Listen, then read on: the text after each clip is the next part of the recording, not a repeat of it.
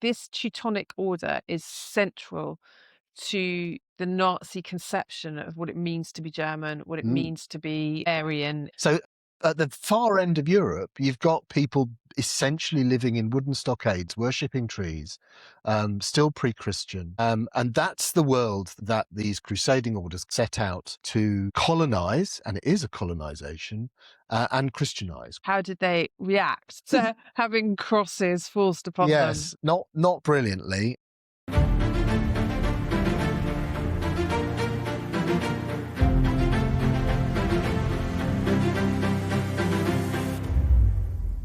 The new Reich would once again join the march on the road of the Teutonic Knights of old, to gain by the German sword, sod for the German plough, and daily bread for the German nation.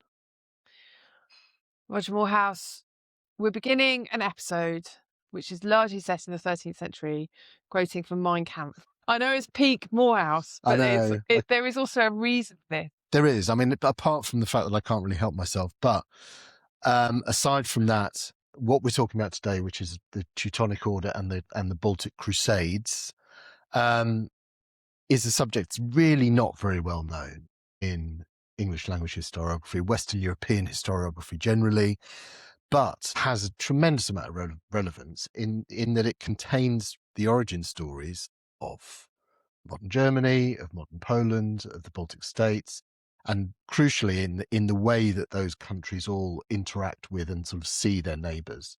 A lot of that is seen through the prism of the 13th century. So it's really, really significant. So it's so important. And Hitler himself, in that quote that you started with from Mein Kampf, like he's talking about the Teutonic Order and the image of the Teutonic Order, which we're going to be talking about in this episode. It'd be great if our watchers, listeners, whatever they are, can just bear that in mind all the way through, that this Teutonic Order is central to the Nazi conception of what it means to be German, what it means to be Aryan. It's the myth that makes the country that Adolf Hitler. It's the ur-myth of yeah, exactly right. You keep using this yeah, I'm just saying it because it's one of those words I know you don't understand. It's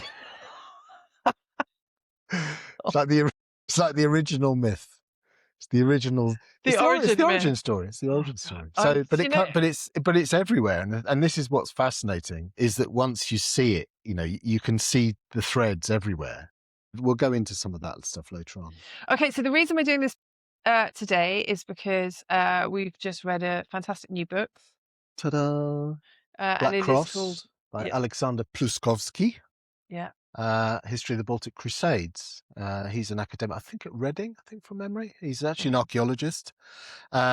He brings a lot to the story of the Baltic Crusades and this sort of wider narrative, because he looks at not only at the chronicles and all the old sources and so on, the historiography, but he also brings a lot of the archaeology into it as well, which is interesting.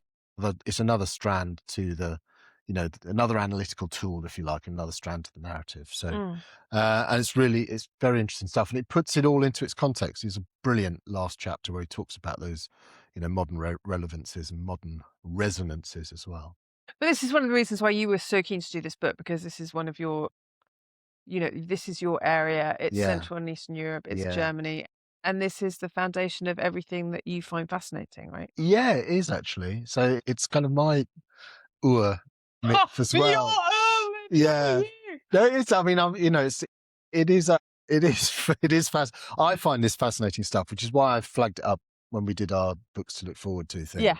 And I love this stuff. It's fascinating, and there's so much of it. You look at both how the Nazis viewed themselves and viewed their Eastern neighbours. It's all through the prism of this, and not just the Nazis as well, as we're going to discuss. It's also central to the Soviets. Yeah. Conception of so the Russian view of the West as predatory and encroaching upon them and all of that. So all of that comes through Alexander Nevsky, the Great Battle on the Ice, and all of that. So it's all there. I mean, and the Baltics and the Poles. Yeah, them it's absolutely they're stuck central. in the middle of all of that, and are major players in it as well. You know, the Poles have their own narrative, you know, running through the 19th century of, you know, the paintings of Matejko and Grunwald monuments and all that, the sort of fetishization of Grunwald as a great victory against the Germans, which is the Battle of Grunwald 1410. Which we're going to get to. Which we'll get to. But so all of that, you know, it's so current that even though, you know, if you heard the opening thing and you said, oh, they're talking about the 13th, 14th century, I'm going to switch off. Don't, because there's lots of 19th, 20th century. It's the strands are all there, and that's what makes it fascinating.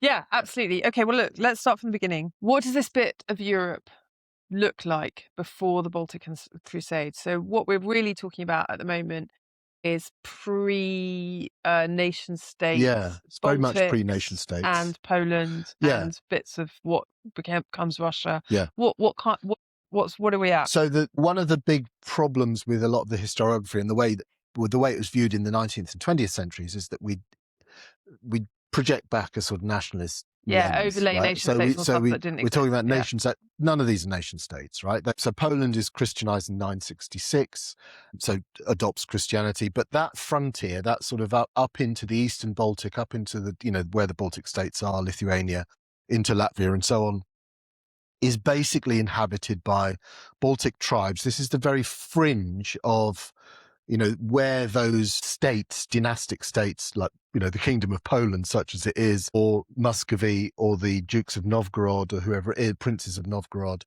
This is the very fringe of where their power can reach. So you've basically got, it's kind of the ragged edge, and you've got deep forests. You've got pretty primitive tribes there, these Baltic tribes, who are not unified at all. They're culturally kind of unified with a similar culture, which is pagan. They sort of worship trees, and they do animal sacrifice to their gods. You know, they had a pantheon of gods, most of which are related to nature. The one that springs to mind is, I think he was called Perkunas, who was the god of thunder, which is like, I love that. So, you know, that was the world they lived in. It's kind of quite primitive. It's very pagan, and they're on the fringes of what we broadly could call sort of medieval civilization as we understand it. They're very much on the fringes of all of that. So Christianization, the beginnings of urbanization, you know, they live in sort of literacy, I suppose. Literacy, so it's a pre-literate culture. You know, they live in sort of wooden stockades and things like that. They don't really use brick. So it's a primitive corner of Europe, really. And if you bear in mind, you know, when this whole narrative starts, really, the sort of kickstart for the Baltic Crusades is in the third decade of the 13th century, so 1230s, right? Now, you know, there are Oxford colleges that are older than that. You know, it's mad. So at the far end of Europe, you've got people essentially living in wooden stockades, worshipping trees, still pre-Christian. And that's the world that these crusading orders kind of set out to colonize, and it is a colonization, and Christianize, crucially. Having been to the Baltics, it would be quite difficult if you didn't worship trees, wouldn't it? Absolutely, yeah. It's far, like tree after tree after tree after tree, endless. So it is that it's you know, amber looms large as it does today. You know, this trading amber. You know, it's a very sort of, you can say, almost kind of idyllic. I'm sure it wasn't, because it had its own brutalities and it had its own conflicts. Well, there's that trap, isn't there? There is that trap of idealizing the kind of simplicity of the natives and all of this. I mean, I'm sure they reveled in killing their neighbours as much as anybody else, but they just did it less efficiently. yeah, exactly. So that's the world we're talking about, and then into that, you know, that you get the beginnings of that crusading movement. So let's talk about that. So the Crusades that everybody thinks of as the Crusades are obviously into the Levant and towards Jerusalem. Yeah. So we're sort of on the fourth or fifth of those now, but that's beginning to get a bit bogged down, a bit unattractive. Yes, I think there's a sense in, you know, the upper echelons of you know, the Christian hierarchy, if you like, you know, around popes and so on, that the idea of harnessing that popular power of Christianity, and it was that of crusading, sorry, and it was a popular movement to a large extent. Yeah. They'd called the Crusades initially to the Levant, and then it became a thing for eldest sons or wannabe adventurers or whatever it was to go and either have an adventure or do God's work, however you viewed it yourself, but to go and do that in the Levant, and it had kind of fizzled out. As I said, by the early 13th century, you're into like the 4th and 5th Crusades. So I think in terms of the Baltic, from the church's perspective, there's a desire to try and harness and refresh and renew that impulse. There's also, I mean, the obvious difference between the two is in one direction, you've got literally Jerusalem. Yeah. And in the other direction, it's a different kettle of fish, because what you're talking about is like a sort of, as you said, the ragged edges, which I thought was beautiful phrasing. Thank you very much. But it must also be part of the thinking that at their back door, quite literally, there are pagans happily paganising. So you can view it through that Christian lens quite convincingly. Yeah. And of course, it's harnessed by the local sort of potentates and the local dukes and so on, who want to have the excuse of God to expand the territory. So there's that as well, right? Right. So the first peoples who are subject to crusading against them are the Wends. Tell me about the Wends. The Wends, that was a Slavic tribe, basically, who are living in what is now kind of Silesia, Saxony, that sort of area. So it's pretty close. I mean, that's the German-Polish frontier now. So that's, pretty close to the sort of heart of Europe as we'd see it now. And they're the first ones to get sort of forced, essentially converted by sword and fire, essentially is what it was, kind of brutally. And then I suppose, again, those that had experience of it as the converters, as the crusaders, have a taste for it, think, okay, let's keep going. We'll go further east. There's land there, there's territory to be had, and we're doing God's work. What's not to like? It is extraordinary because I guess, naively sometimes I kind of think of Christianity sort of spreading kind of relatively organically, and Islam being the one that spreads itself by sword and fire. But in this case, it was very much, Islam was not a factor in this at all. No. It was Christians going out with fire. Yeah. It becomes a factor right at the end of this narrative where all of this stuff fizzles out by the time you get to about the 15th century into the 16th. Then all of that crusading impulse has fizzled out by then. And then the new distraction is Islam, is the Ottomans. So anyone that was an adventurer in Eastern Europe would then be going and fighting the Ottomans on the next ragged frontier, down in the Balkans or in what is now Ukraine. So it features there, but no, you're right.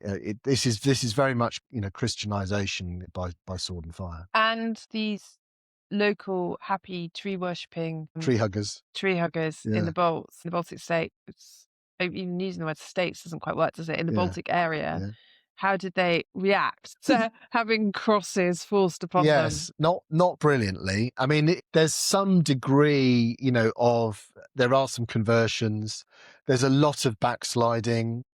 Where they would sort of the Crusader states, as they set them up, and very often the bishoprics and so on that went with them, they would sort of demand that the population convert, which they would then do.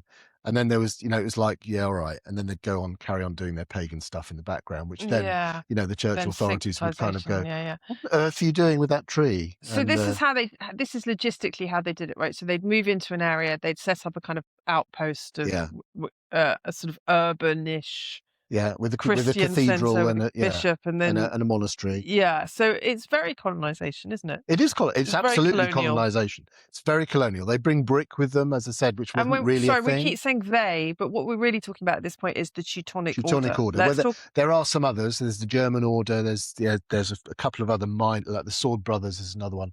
But they eventually kind of coalesce. Like some of them are defeated and they coalesce into the Teutonic Order. So broadly, it's the Teutonic Order. Okay, but let's talk about the Teutonic Order. Yeah. Define, please, what is the Teutonic Order? Grows out of one of the Hospitaller orders, which was originally set up in the Levant in the original Crusades, victualled, so to supply crusaders from the German lands broadly, going to the Levant to fight. It would set up hospitals for the wounded, so hence hospitalers, and provide them with a bed and all of that. So it was originally a crusading order there, alongside the Knights of St. John and others that we know probably a bit better. And then, as I said, when the Levantine Crusades kind of fizzled out, then they're looking for a new theatre.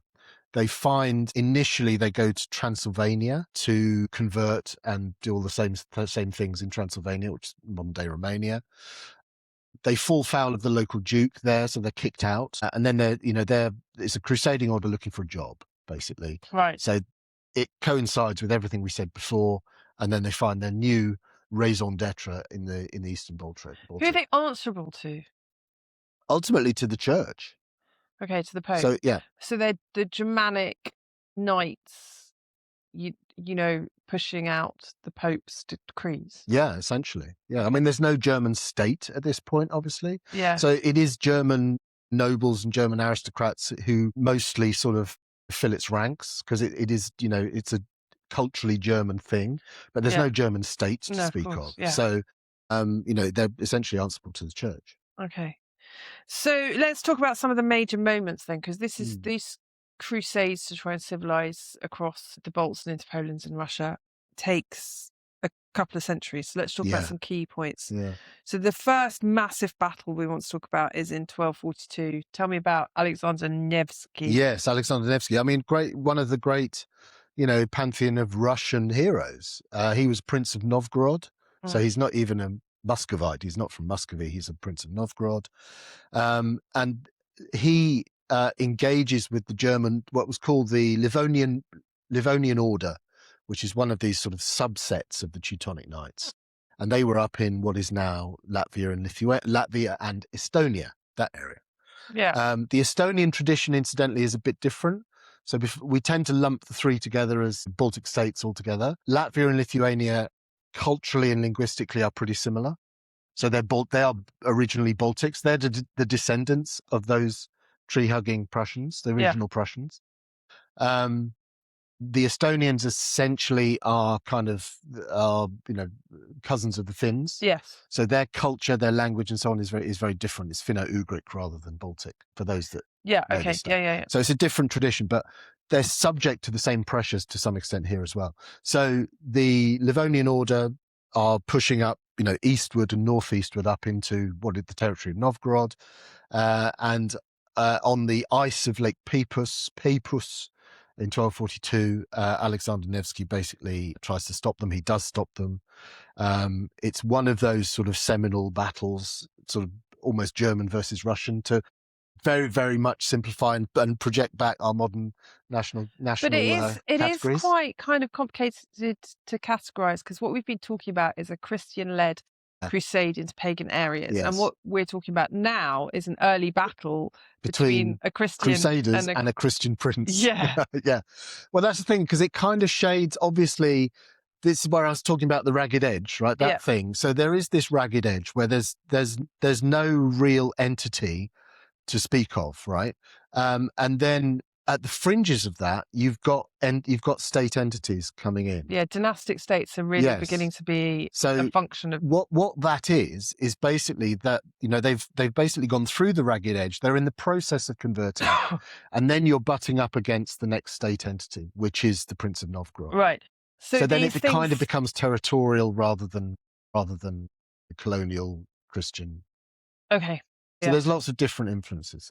So anyway, so he defeats the Teutonic Order at Lake Peipus. So that still, I mean, that battle now, that Lake Peipus is now the dividing line between, believe it or not, between Russia and the EU, right? So that battle is on the frontier of... What, the lake? Yeah, really? Exactly. So from 1242 to now, that's it. That's the dividing line. Yeah, so it's one of the great fault lines of Europe. And we'll come back to remember the name Alexander Nevsky, because when we talk about the lionizing of this period later on, we're going to come back to him. Yeah. So then we're going to jump forward a bit, and then the next kind of really key echoey battle is Tannenberg, the Germans call it, or Grunwald, Yes, the Poles Grunwald. call it. So tell me about this one. Yeah, well, This is that's 1410. 1410. So again, we're jumping forward nearly 200 years, and that's really kind of the fag end of this episode, really. You've got the Teutonic state, i.e., it's set up its state, which it kind of approximates to, if anyone's more familiar with the 20th century, East Prussia, the German province of East Prussia. So that's kind of what we're talking about. And Grunwald is a battle between the Teutonic Knights and basically an amalgam of the Polish nobility in the Polish kingdom and the Lithuanians. So you're not yet into the area of the later Polish-Lithuanian Commonwealth, which becomes the largest state in Europe, incidentally, in the 17th century, for example. We forget that, don't we? But this is an alignment between the Poles and Lithuanians, basically, where this becomes territorial, and they're kind of kicking the Teutonic Order's backside, and it's this battle runs through the later history of the Poles, the Germans, and the Lithuanians. Is absolutely central. Partly because of that 18th century projecting back and seeing it all through a nationalist lens, which we can come back to because that's really interesting. So Grunwald is really interesting. It is a Polish-Lithuanian victory against the Teutonic Knights. Because by this stage, what you were talking about earlier about the kind of morphing into a territorial issue has become even more of a thing, I guess, because it's a colonial project. So what starts, as a one-dimensional thing, in order to, make Christians, you have to control territory. Then once you control territory, you're by you necessarily start messing with kind of the territorial integrity of wherever you are, right? And they do bring they bring cathedrals, they bring merchants. There's a whole merchant class, German merchant class, the Hansa, for example.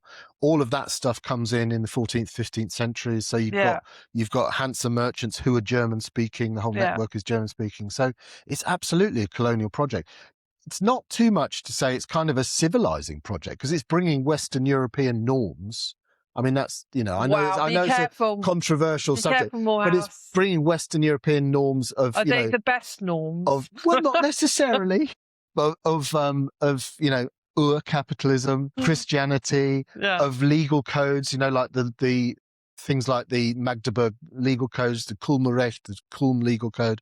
All of that is, each one of these cities that they set up, they adopt all of that stuff, and they have guilds and burghers and all of that. It's a little outpost of Germanic culture, of Germanic Central European culture. Okay, this is an argument that will be made later as well. Okay, right. 1422, it all kind of peters out. That's the Treaty of Melno, which kind of so confusingly again, by the end of this what we consider the crusading period, the Poles and the Lithuanians have turned on each other and they're fighting. And then, which happens, right? That happens a lot. And then there's a treaty which kind of calms everything down, and effectively the kind of crusading spirit is no longer part of it. There will be territorial war after territorial war, but no longer is it all dressed up in the cloak of Christianization, right? So the Teutonic state, as it is, it's defeated at Grunwald in 1410, but it doesn't disappear. So the Teutonic state still exists. It's broadly that East Prussia, that corner of the Eastern Baltic. That 100 years plus later, 1525, the Teutonic state declares itself the Grand Duchy of Prussia. So this is where the original Prussians, who were the tree-hugging Proto-Lithuanians and Proto-Latvians, so their name of Prussian kind of becomes, the name is taken by the German incomers, by the colonizers, if you like. And then Prussia, that's the origin of Prussia, the Great Prussia. So those of us that are familiar with 18th century, 19th century, and even 20th century history, we know about Prussia as the the dynamic force within northern Germany that unites Germany. In 1871, the kings of Prussia, the descendants of that Grand Duke, become the Hohenzollerns, who are the emperors of Germany in 1871. So there's a line between direct line. Duke Albrecht in 1525 and William II, Wilhelm II of Hohenzollern in 1914. Right.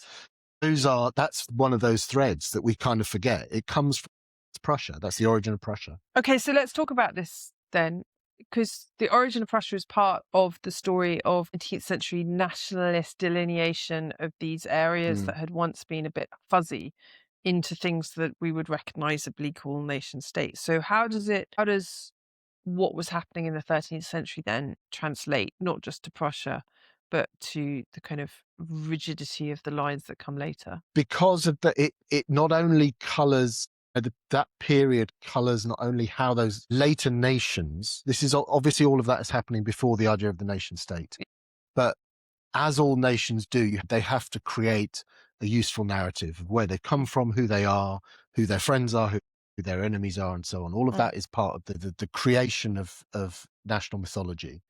And all of those nations hark back to that period that not only defines themselves, but it also defines their relationships with the other. So by the time you get to the 19th century, which is the great period of nationalism both as a popular concept, as a cultural force, and also in terms of nation building and creation of all those myths, all of that stuff looms very, very large.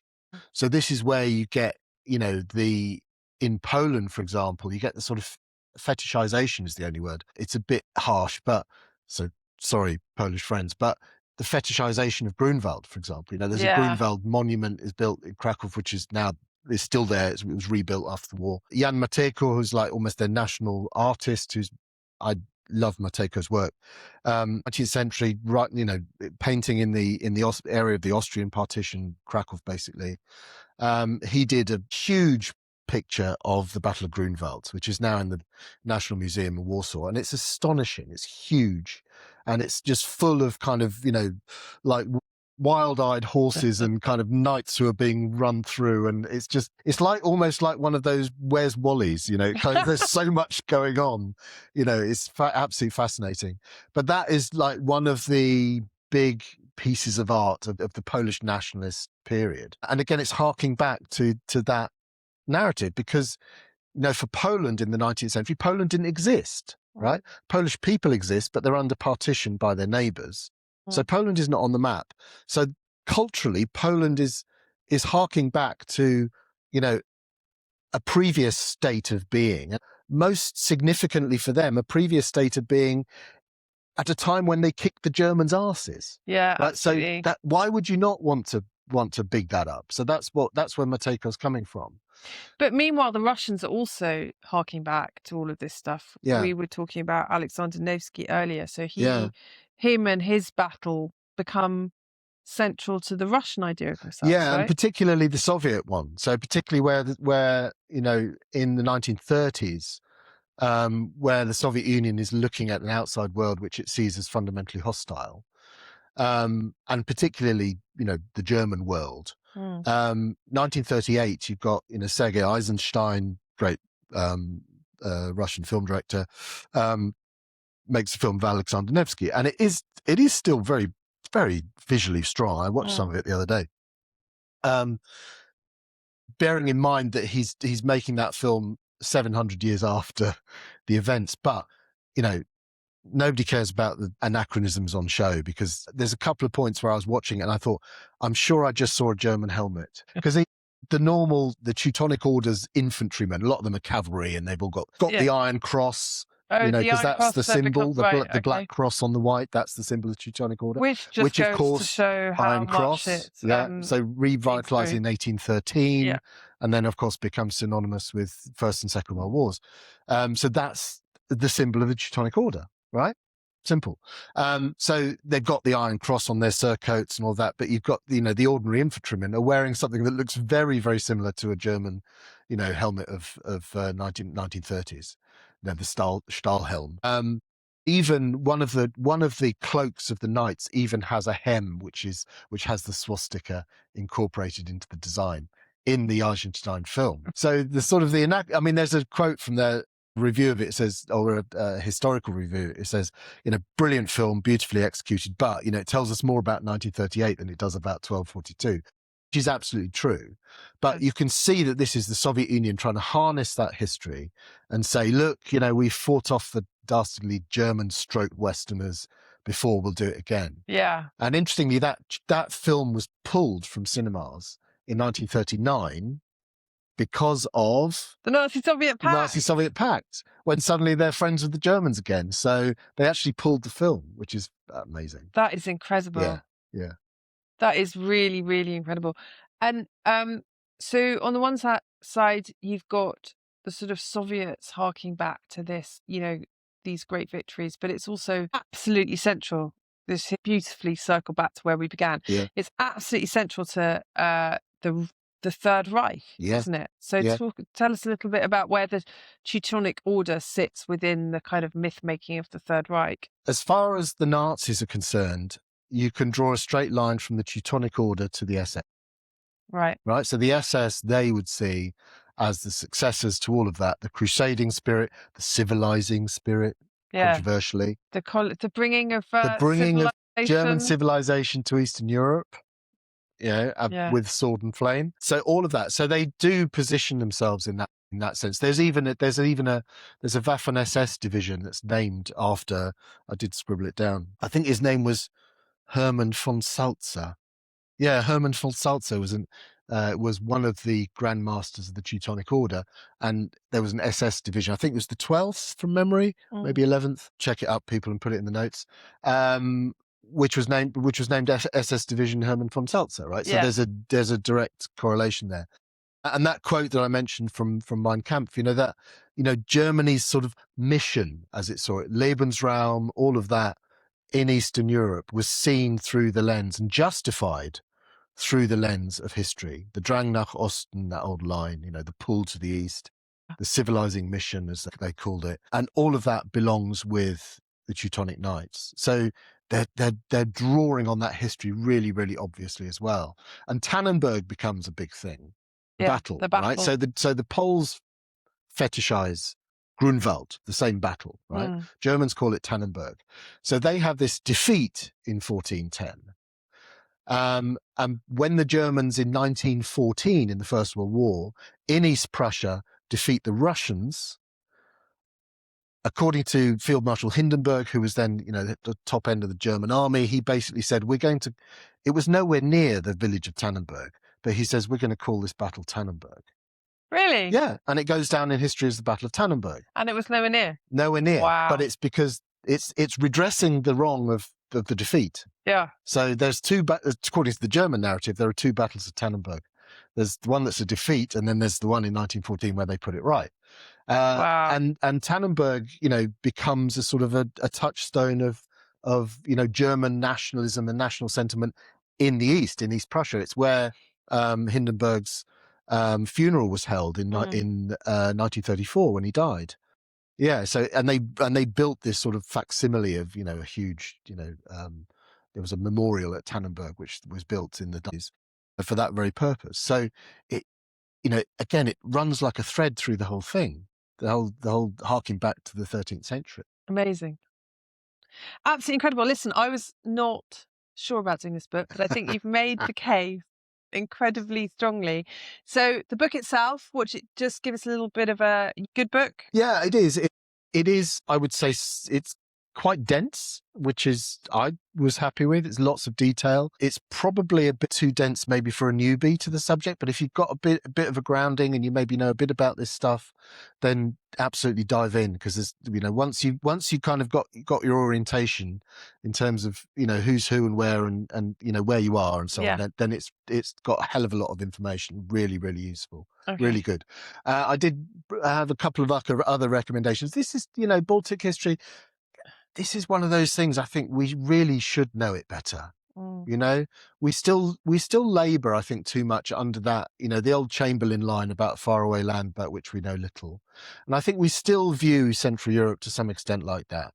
And the Baltic states, there's a generation of, the generation below us, if I can put us in the same generation, sorry about that. Carry on.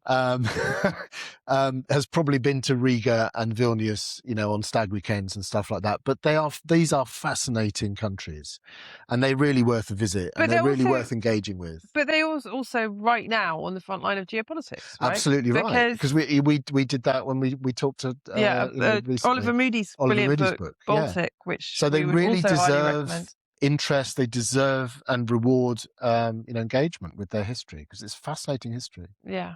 Okay. So the other two. So there's a general history of the Baltic, the Alan Palmer Northern Shores, which I read years and years ago, which is a really good grounding. I mean, you can read that before you read Black Cross, and it will all make sense. And then this is just this I loved. Max Egremont's written a couple. Then really nice. This is kind of very. It's basically looking for the sort of, it's the history of East Prussia. It's very much the German East Prussia, because for all of that, most of that 700 years, it was a German province, right, until 1945. So he's sort of, I think the subtitle is Looking for the Threads of East Prussia or something like that, or the Shadows of East Prussia.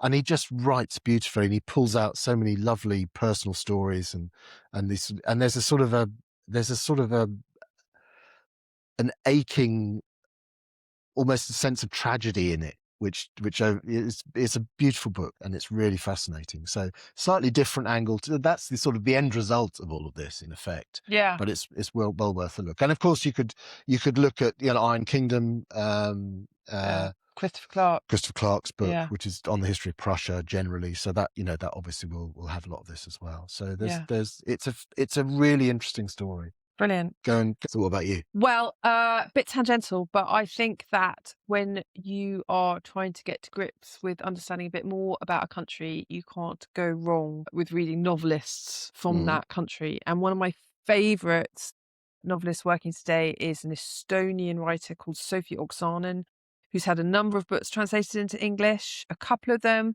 I think, When the Doves Disappeared and Purged, are related to Estonians' World War II past, and then there's another one, Dogpart, which is a bit more contemporary. But if you want to kind of get sort of deep dive into the Estonian psyche, what's better than a novel? And Sophie Oksanen is brilliant. Cannot recommend her highly enough. There we go.